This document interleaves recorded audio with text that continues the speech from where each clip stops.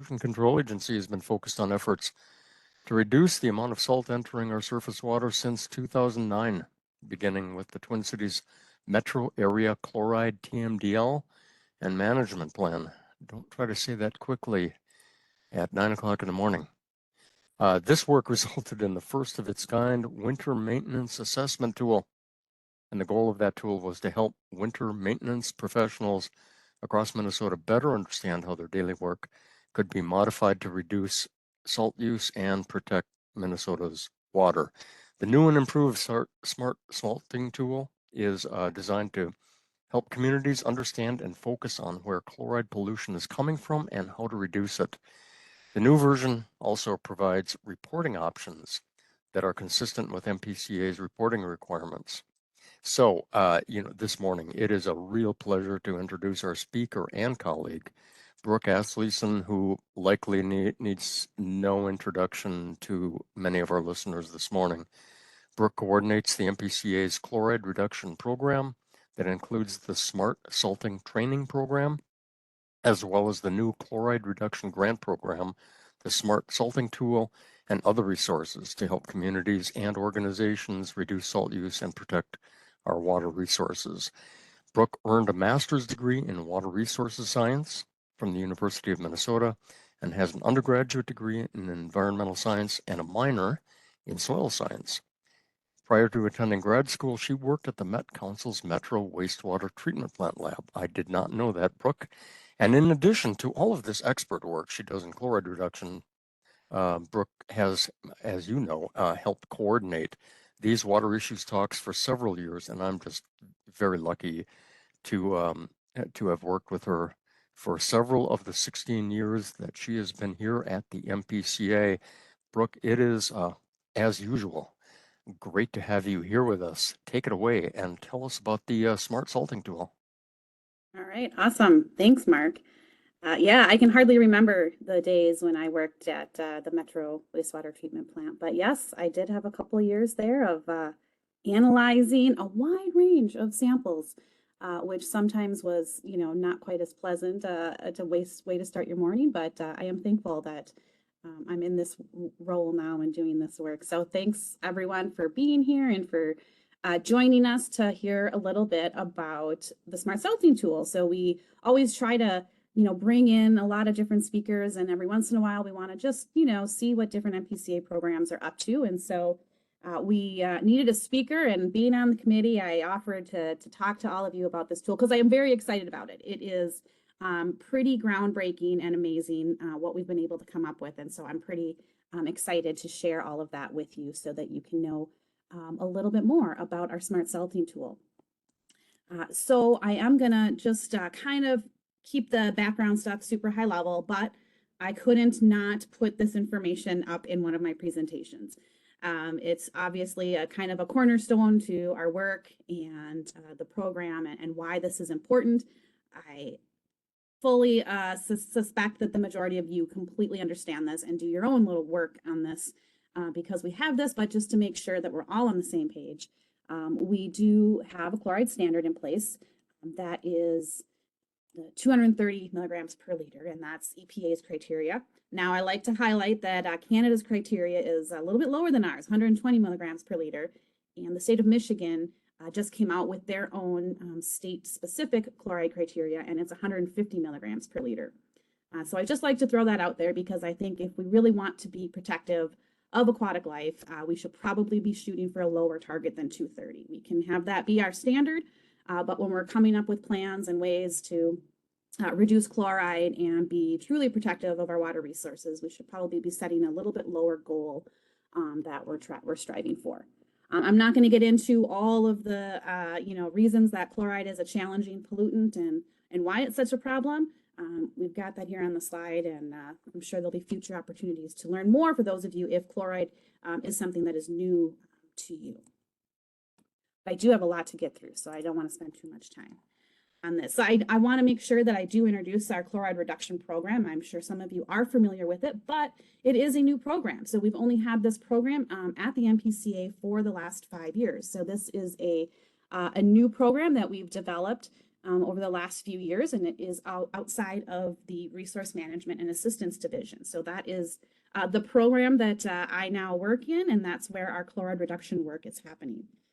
But that is not kind of where it stops, because a big part of the chloride reduction program is to collaborate with other agency programs. And so I spend a lot of time partnering with our wastewater program, our MS4 permit program, still have a lot of connections with the watershed division and all the great work they have going on, as well as a multitude of programs in the resource management and assistance division to kind of just make connections with chloride reduction to try to integrate it into other work besides kind of our program. So that's a big key of the work we do.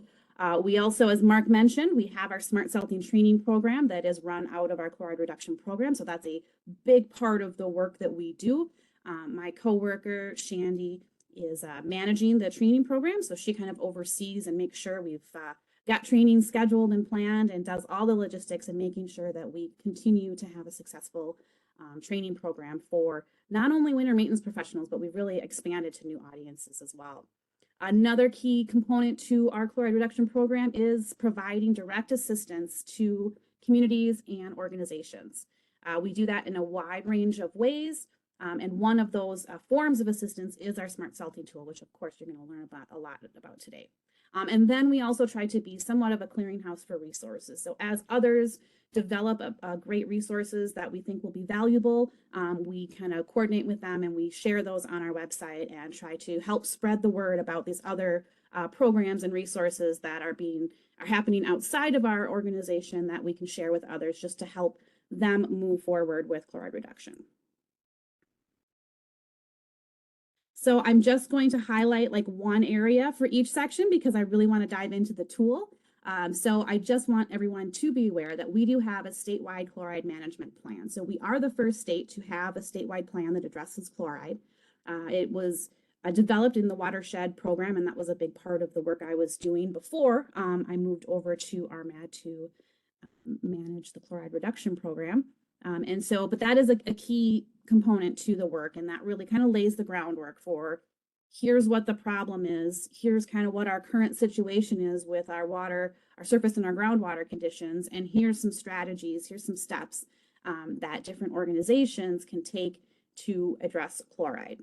So it's a pretty thorough plan. We've got a ton of information and resources. So for those of you who might be new to chloride, definitely worth checking out. And if you do any work where chloride is a big part of that, I definitely encourage getting familiar with the chloride management plan and utilizing that however you can.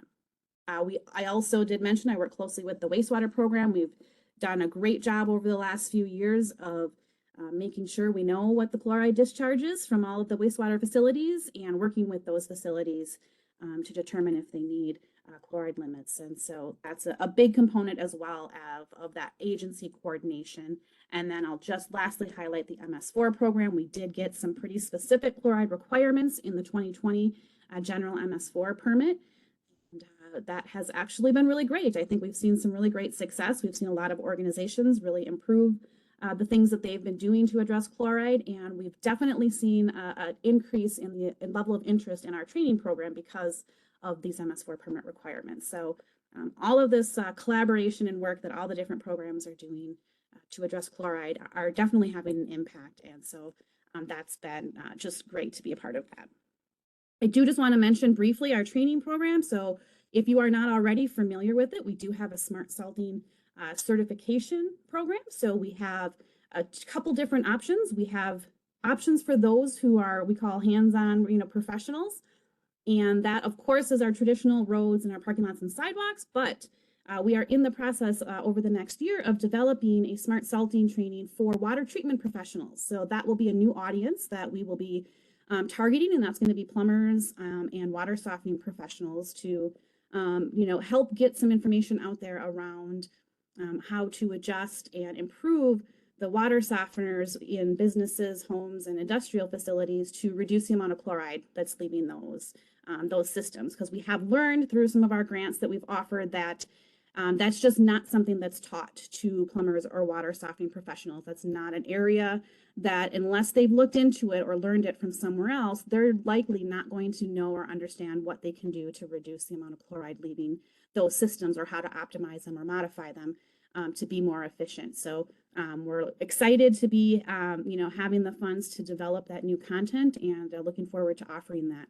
We also have smart salting training opportunities for those who don't do winter maintenance themselves. That would be that smart salting for property management that I did mention a little bit in the introduction. So that's great for folks who manage buildings, who hire contractors or property managers, as well as MS4 staff, environmental staff who want to better understand how they can help and how can they support winter maintenance programs and professionals, and just gives them a little bit more knowledge without getting into the details of how to calibrate equipment. So we also have created refreshers. So this was really initially created for our MS4 permittees because we recognize that now with the new training requirement in there that is annual, they weren't going to want to sit through our same training every year. And so we developed refreshers. Over the last 2 years, we've created 4 refreshers.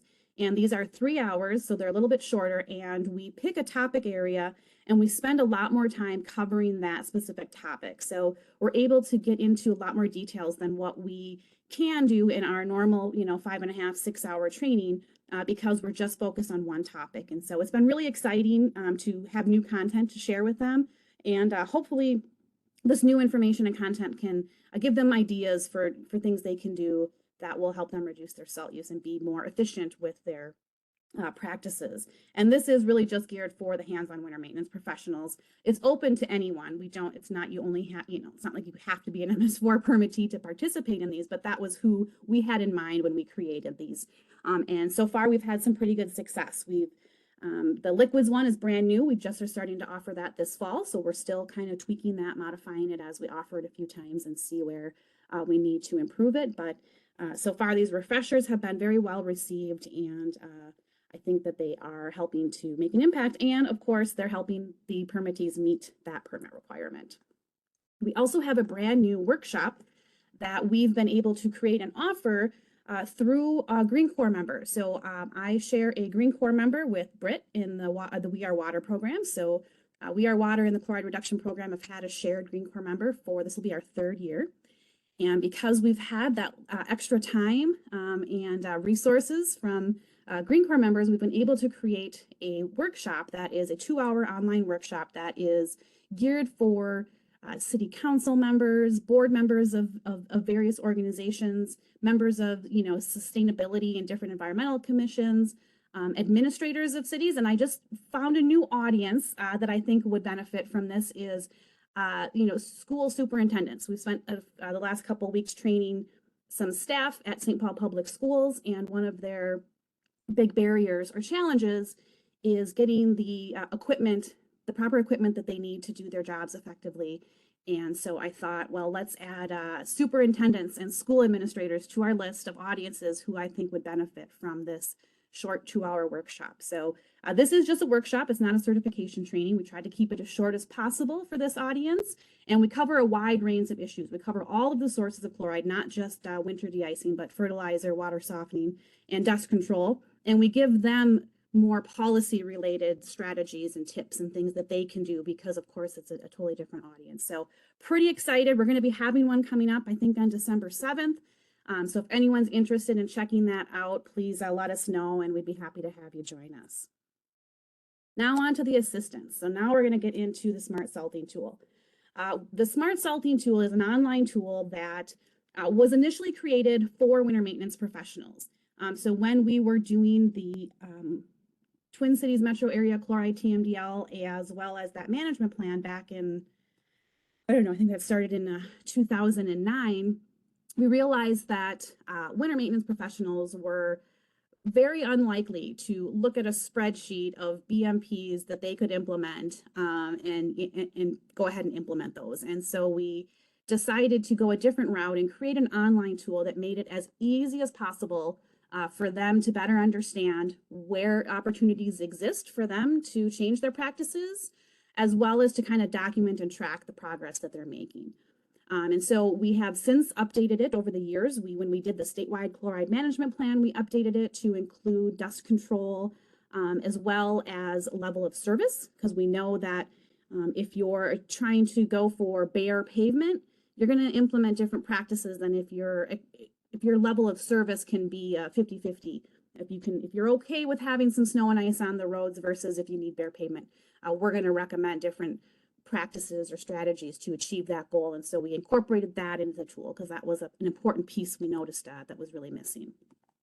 And so really the goal of this tool has always been to help organizations reduce their salt use and come up with a plan that fits the needs of their organization. Every organization has different challenges, different situations. So there isn't this one size fits all. Okay, everyone just do these 5 things and we'll be there.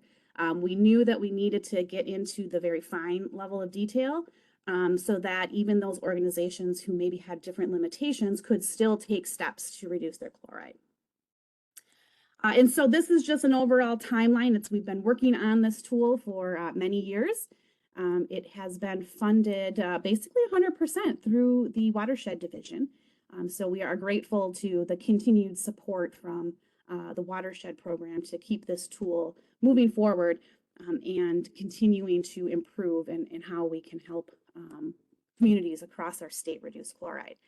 So it's been, worked on for many years. And then this last kind of couple of phases was looking to expand the tool to address all sources of chloride, as well as have a way to help communities to evaluate where the chloride's coming from. So coming from the watershed program, doing a lot of TMDLs, when you do all of your modeling, chloride is one of the pollutants that's just really not built into any of our traditional models that we use to kind of estimate the pollutant loading coming from various sources.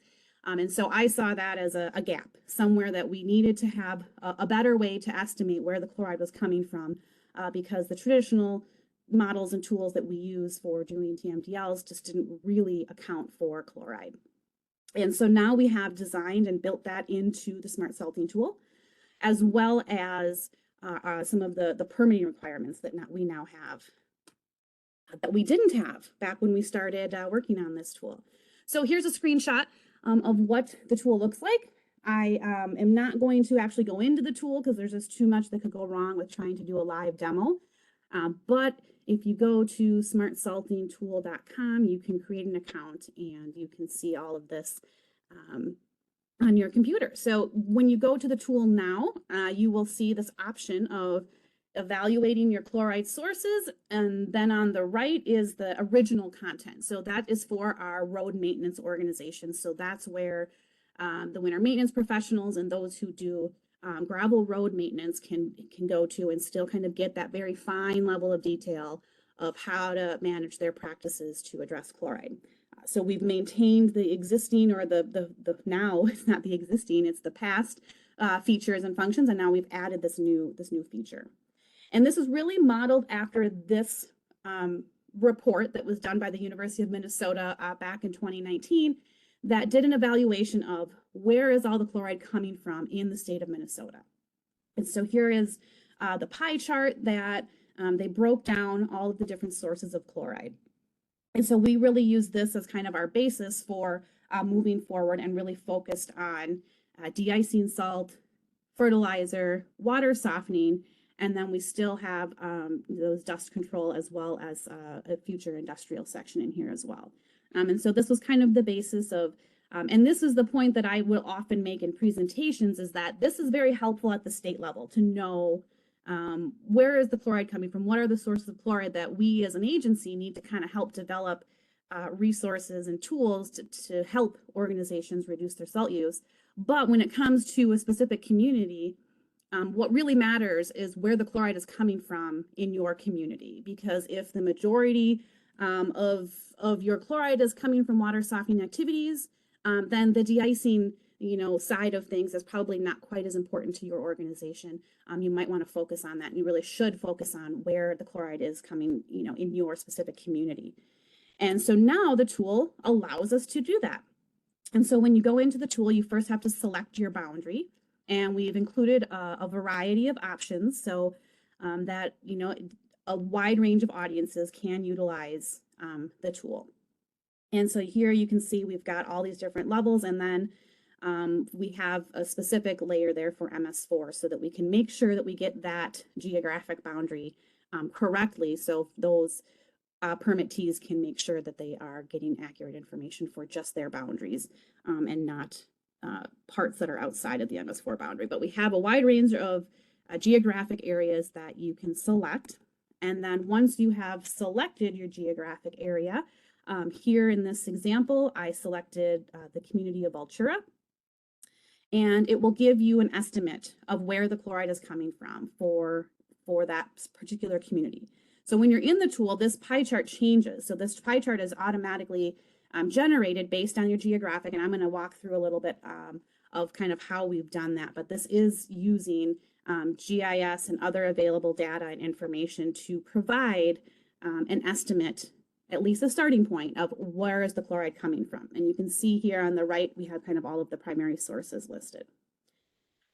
Now, in addition to showing, okay, here's where the chloride is coming from, we wanted to incorporate more information about the sources. We know with this new kind of higher level audience that we may have people utilizing the tool who really don't have much knowledge or background on chloride and these various sources. And so we've built in a lot of the resources and information that we have available either on our website or the chloride management plan and pulled it into the tool. So you just have to come to the tool now to understand where your chloride's coming from and learn more about that particular source. So you can see here, we have this environmental background or environmental impact section where we kind of help them understand why chloride is a problem from an environmental perspective. And then we provide guidance on collecting additional samples and monitoring, because we understand that some communities may not have a good background on the data, and that's an important part, as well as, kind of higher level policies and education on just the chloride topic itself. And so they can click through all of these different sections to learn more.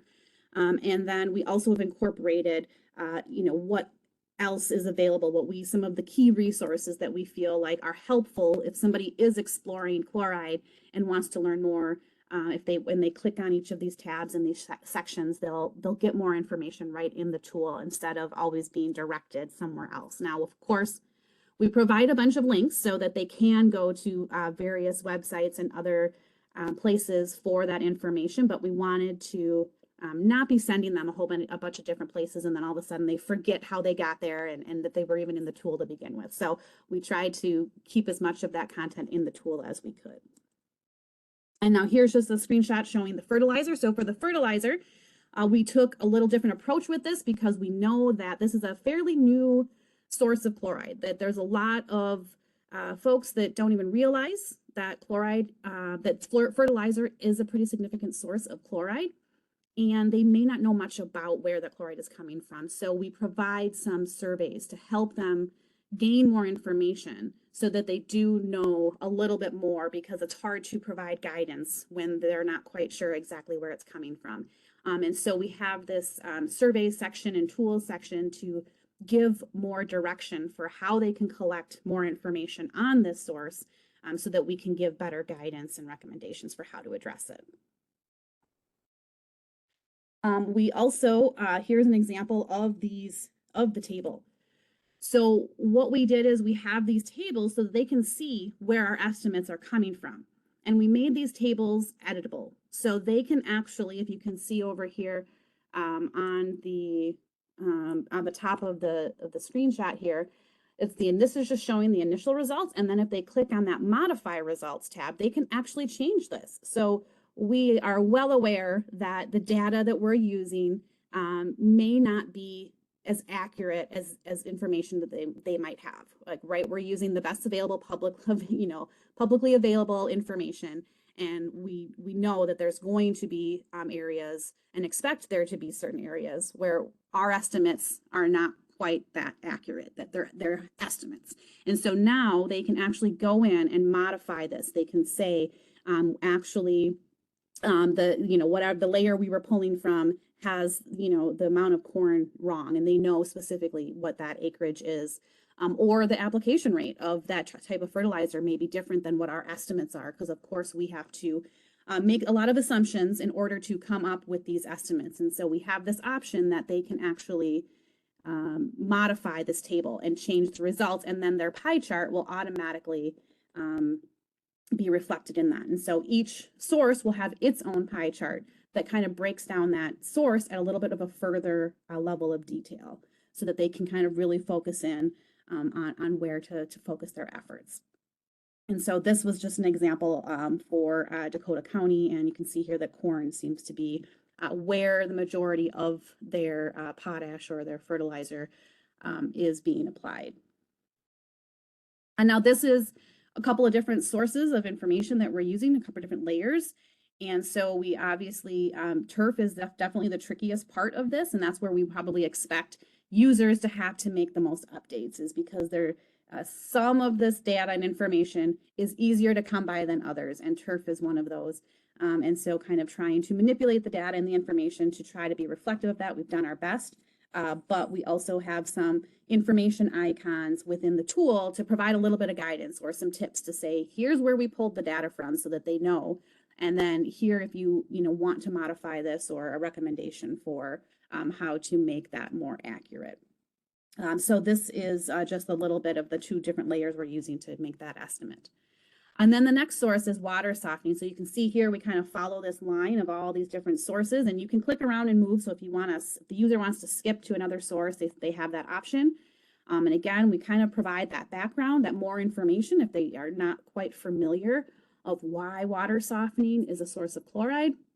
We have that information for them right in the tool, as well as additional surveys, as we had with fertilizer, because we know that there's a lot of communities who don't really have a good understanding of exactly, for instance, what is the average age of the water softeners in your community is a good place to start for knowing if you've got older, more inefficient water softeners, and that your community might benefit from some type of a grant or rebate program to upgrade or improve those water softeners. And so we provide that option in this section as well to help them get more information about how water softening is affecting their community.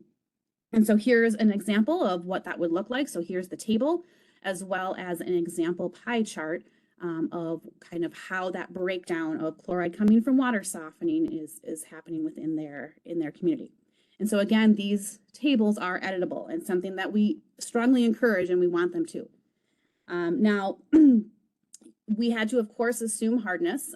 We did pull together a fair amount of different layers to try to do this, but I just want to walk through a little bit, since this is probably one of the more complicated sources of chloride to estimate.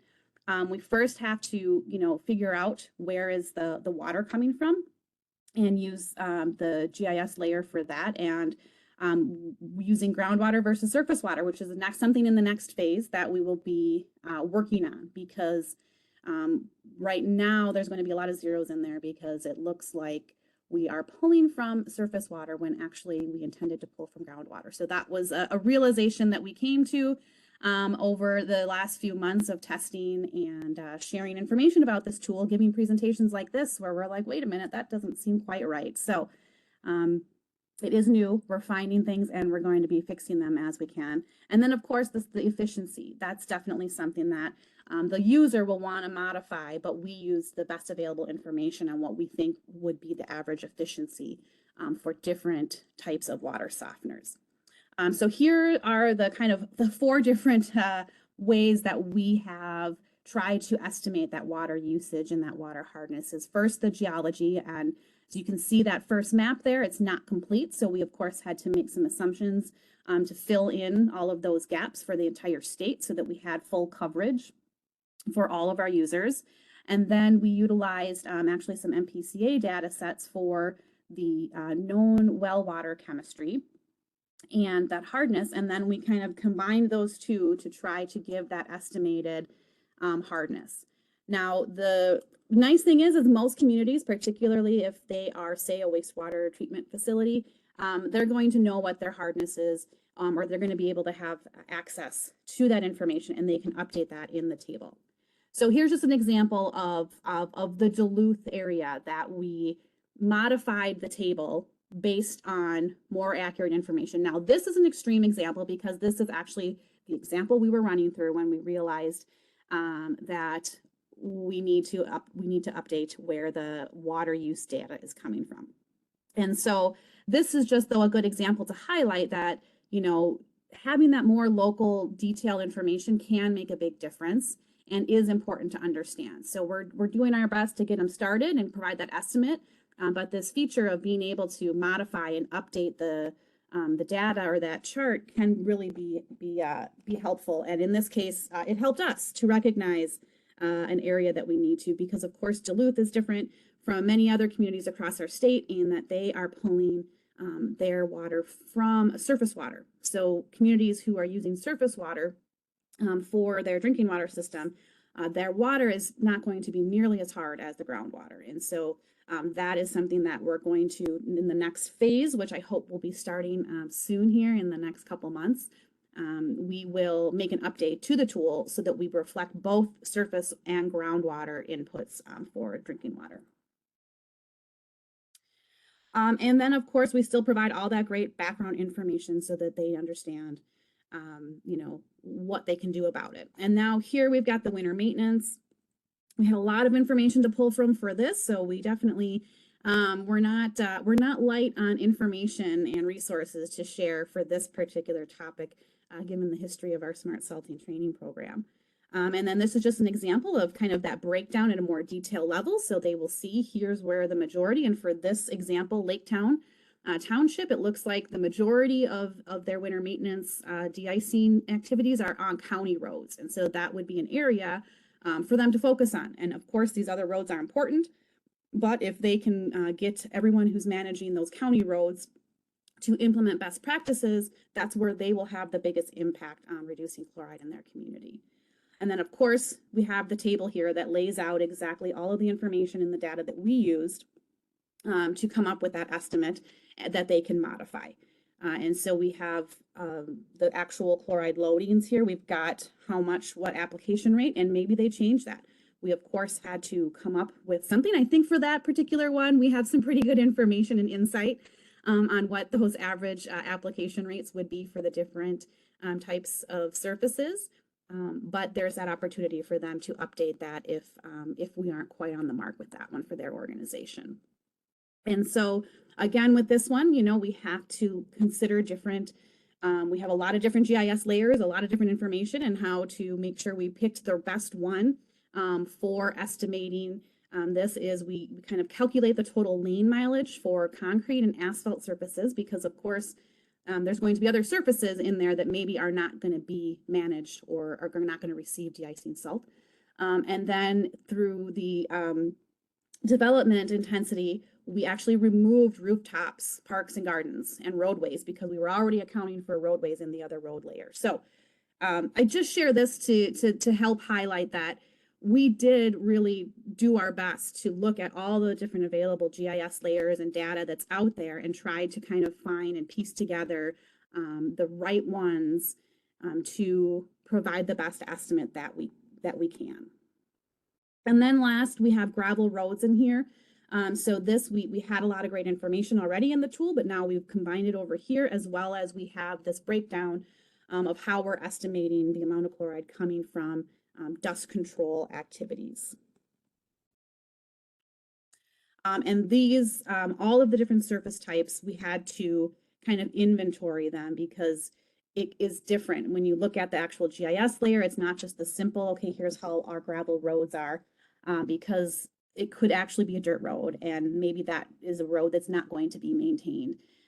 Or maybe it's some other surface that's not necessarily a gravel road. And so again, we had to really kind of manipulate the data and make sure that we weren't overestimating it and that we were trying to account for some of these unique situations.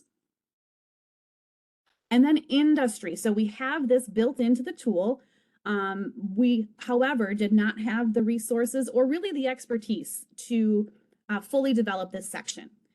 So the industrial sources of chloride are going to be focused on the actual industrial uses, and that can be complicated, and we don't know a lot about that. So there isn't a lot of information and research that's been done to date on understanding chloride from the industrial sector.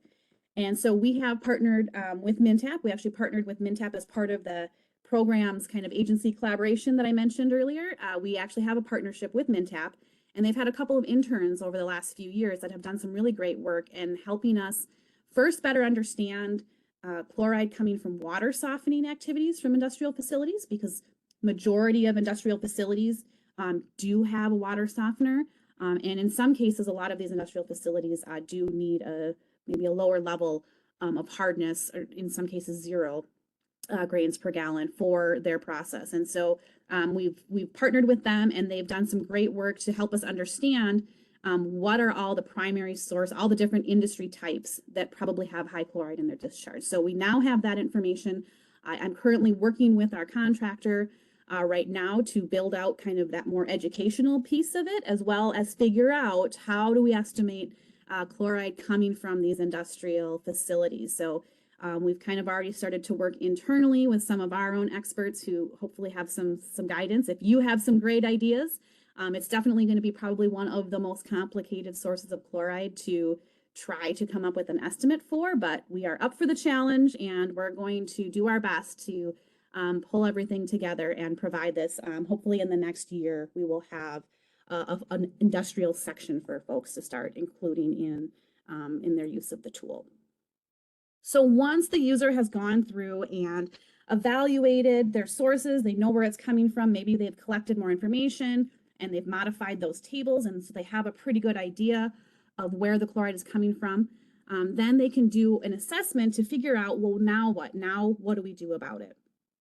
And I'm going to run through this fairly quickly because it's kind of the same, but I just want to highlight a few different programs. So for this one, for this drop-down box, I selected the MS4 permittee. So this user of the tool is an MS4 permittee.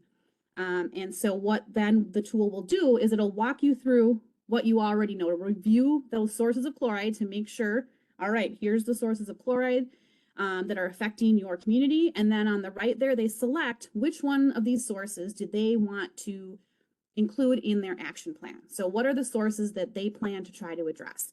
Hopefully it's all of them, but if it's not, they have the option to select which ones. Now, because they're an MS4 permittee, we automatically select that MS4 permit box for them because we've got a specific section that applies to just that audience. So then it'll walk them through each of the sources that they selected, and we will provide some suggested action steps. So here are some things that you could do to address this source of chloride, and then they select, all right, here's the one that we're currently doing, or you know what, we already did this. We already hosted an MPCA Smart Salting for Property Management training, you know, in the last year. And so then they can go through here and select, and this is just a snapshot. There's a lot more action steps than what I'm showing here on this screen. So there's a lot of action steps for every single source that we've provided them to select from. And now for the MS4 permittee, we have this special section because they have, of course, permitting reporting requirements that they're responsible for meeting. And we wanted to make sure that if they're taking the time to utilize this tool, which we hope they will, that we can maybe save them some time and we can make things a little more streamlined for them when it comes to some of their other work they're going to have to do with the MPCA. And so then they would go ahead and download. We've got multiple ways they can download it as a Word or a PDF. The Word is nice because then they can modify it. They can add stuff, change things around, and then they can share that. And so here is what the template looks like for those that are in MS4. It'll kind of report out, here's you know, the information about your organization. And then we provided some kind of just template information. So in the introduction, every action plan is going to have this general statement about chloride and why it's important. And then it'll go through all of those action steps that they selected. And it will also report out what we coordinated with the MS4 permit program on is this compliance self-check checklist. And they will have this right in their plan. And so the goal is that this could be included when they do their annual reporting. They can include this report and in there say reference this as their chloride, how they're addressing chloride. We also, here's the drop down showing some of the other audiences. We've got a wastewater permittee. So that would be a permittee who's got a chloride limit, but is not going the variance route. And then we've got the variance, which is a very different process than the other permittees. And so again, it'll report back, here's your chloride sources, and then you select what sources you want to work through in your action plan. And then it'll kind of repeat back out, kind of, here's what you told us in that first section. Here's that table. If you missed something, you didn't modify it correctly, they'll have the opportunity to see that. And then we've added this section that's specific to the chloride variants. And so we worked very closely with the variance program to make sure that we were consistent and we were using the same information, and we have that now right in the tool. So for those wastewater facilities who are going through the variance process for a chloride limit, they can actually do that right in the tool now. And it walks them through all of those requirements, and then they go ahead and select the activities that they plan to take on over the next 15 years or so, in what year they're going to do that. And then this can then be used as the starting point for their chloride investigation and minimization plan. So that is a plan that is required for those facilities who are going the variance route. They have to do kind of a separate plan. And so we worked with the variance program to come up with a template that we could build into the smart salting tool to kind of help get that process started. So we can't do everything for them, but we can at least kind of repeat back the information that they already selected and input into the tool. And then in here you see in red, we've got guidance for them. So here's how to modify this report once it's done and utilize this, and they can actually submit this as their chloride investigation and minimization plan to our permit program. So I'm very excited about that, and I can't wait until we get the first community or wastewater facility to utilize this aspect of the tool, because I think that they will find it very valuable, because it's not just here you have to do this report, but we help them with the different aspects of understanding the sources and coming up with a plan. And so it really walks them through making sure that they've completed all that. And then this is just screenshots of what that chloride investigation and minimization plan looks like. I want to wrap up here so we have time for questions.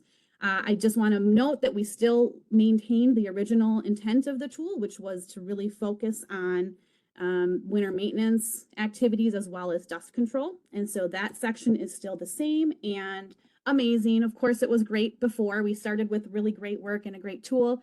It's just a little bit different though. So this part of the tool gets down to very fine details of, do you overfill your equipment? Are you calibrating your equipment? Are you using a recommended application rate? And then they answer all those questions, and they get these charts that show, here's the practices that we're implementing that are poor. So those would be those over salting practices, those practices that we really want to get rid of, and work towards increasing the number of green practices, which are the advanced. So those are the ones we're really pushing them for. The yellow are acceptable. Those are still just fine practices. And we understand that maybe you can't go above and beyond and for every area of your work. But as you can see here from this example from Edina Public Schools, that's exactly the trend that they have been seeing over the last 10 years or so, as they've been putting a lot of time and energy into making their operations more efficient, as well as reducing their salt use. And you can see from this report, it's just a very nice visual to show the great success that they've had and the results. And this, of course, is helpful for a wide range of things, of course, for permit reporting requirements, but for also communicating with maybe up the chain that you need more equipment, or if we had equipment, we would be able to achieve these results. And so that original part of the tool is still there and functioning and providing that level of service. I didn't put a ton in here about the assistance, but I did just want to say we do have other assistance besides the tool. We do have the chloride reduction program, the grant program, and that we have offered 2 grants so far, and we did receive additional funds this last legislative session. So we will be offering additional grants coming up here soon within the next, hopefully 6 months or so, we'll be able to get another RFP out there. So we are excited that we have these funds now where we can help communities financially with reducing chloride. We also have a strong partnership with our Green Corps program at the MPCA. And since 2018, we have had a significant number of Green Corps members who have focused a part of their work on chloride. And so you can see here every year we've got anywhere from 6 to 10 Green Corps members who are spending time helping their host organization look at a different source or a different area of chloride and coming up with ways to help their community. So that's been a wonderful partnership, and we're really grateful to be able to collaborate with the Green Corps program, because I think it's really having a wide impact across our state. And I'm not going to jump into resources and just say that we have a ton of resources available on our website and a lot of great information to share with organizations. And the best way to stay up to date on everything we're doing and the latest and greatest is to subscribe to our Smart Salting newsletter. So if you don't already do that, I highly encourage it. All right, so now I would like to take some time for questions, and I have to stop sharing my screen so that I can see what questions we have in the chat. All right, I see Paul has a question. Will these tools be integrated into RAPS and One Watershed One plan? So the goal was that this tool would be able to be utilized by the watershed program in developing TMDLs. It'll be a great first place to kind of get an idea of where the chloride is coming from. And with that ability to refine those tables, you really could get some good chloride loadings through the use of the tool for doing TMDL. So I don't know that it's integrated quite yet, but I did present to the watershed division on the tool a month or so ago, maybe it was 2 months ago, so that they know that it's done and it's ready to start being used. And so right now with the RAPS, a lot of the work is being, referencing the chloride management plan so that we can not repeat or reinvent the wheel, but kind of reference the work that we're already doing. But I think that the tool could be really helpful for creating a customized chloride reduction action plan for a specific community. And so it absolutely has the potential to be integrated and be a big part of that.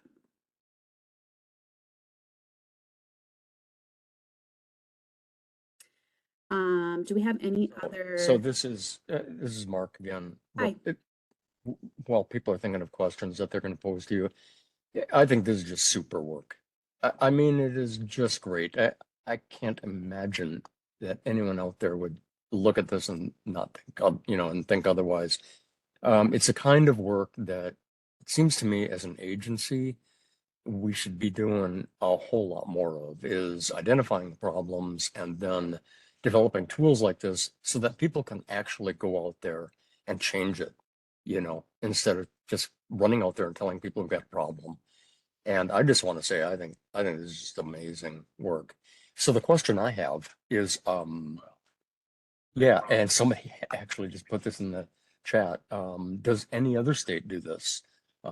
Is Minnesota just exceptional here?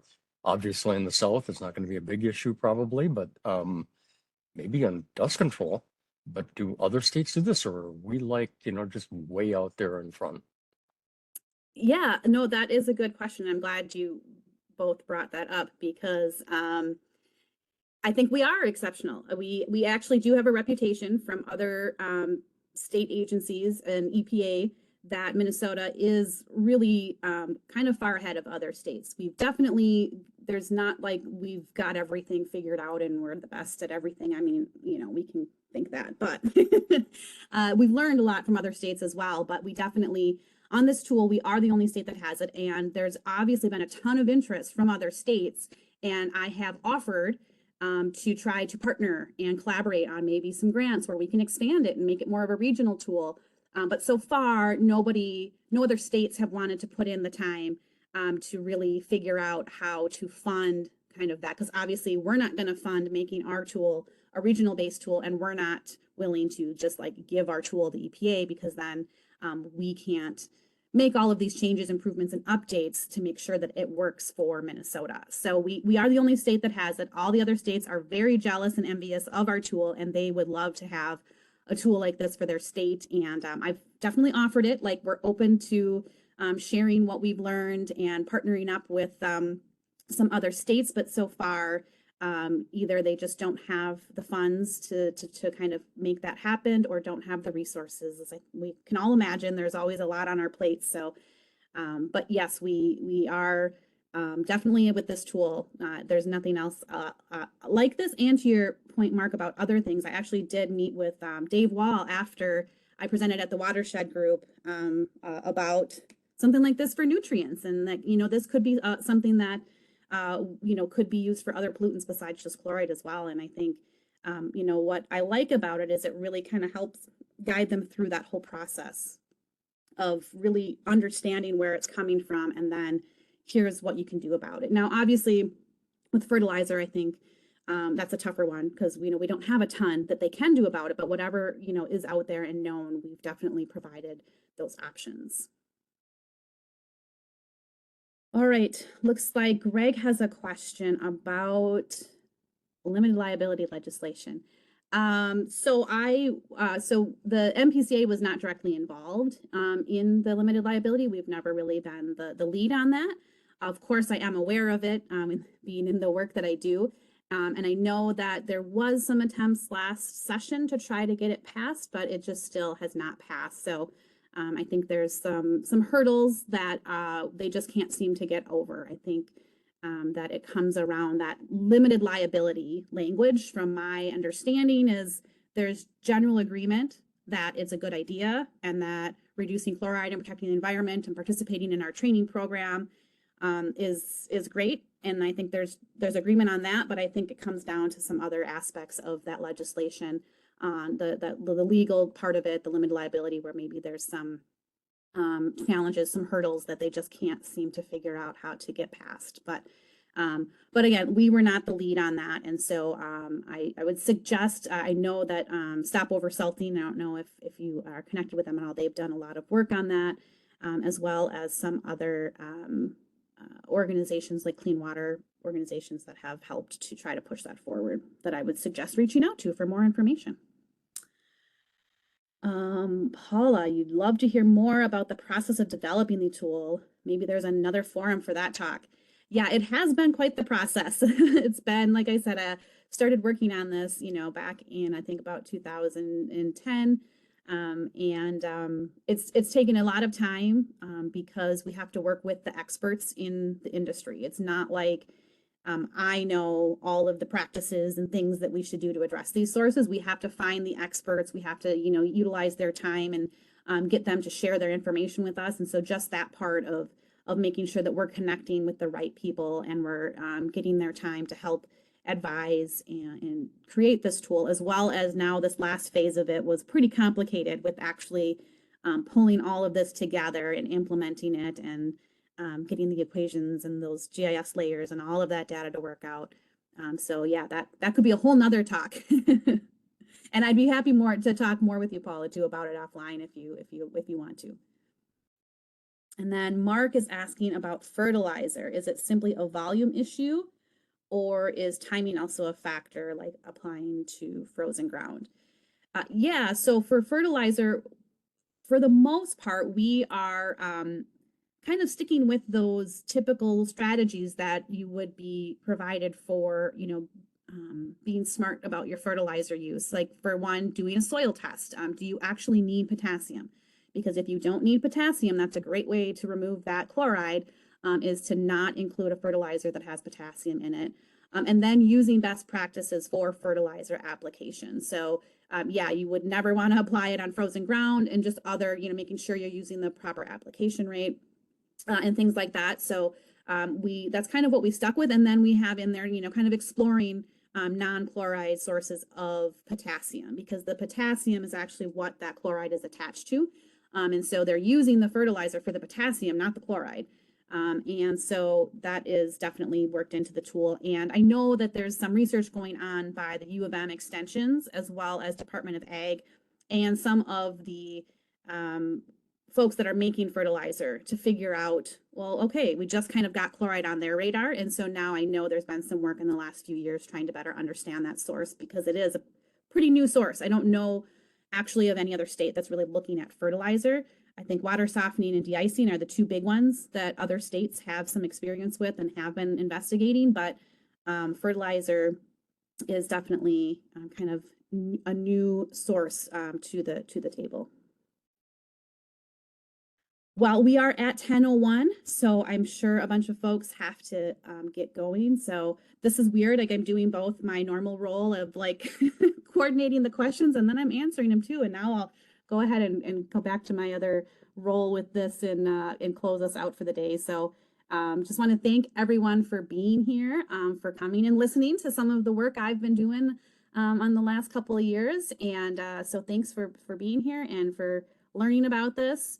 And thanks for coming to Water Issues, of course. Thanks so much, Brooke. That was a great talk. You Yeah, know, really great. I thought I had known quite a bit about this, but I'm learning more every time you talk about it. It's really interesting talk. Good. Thanks. Thanks, Mark.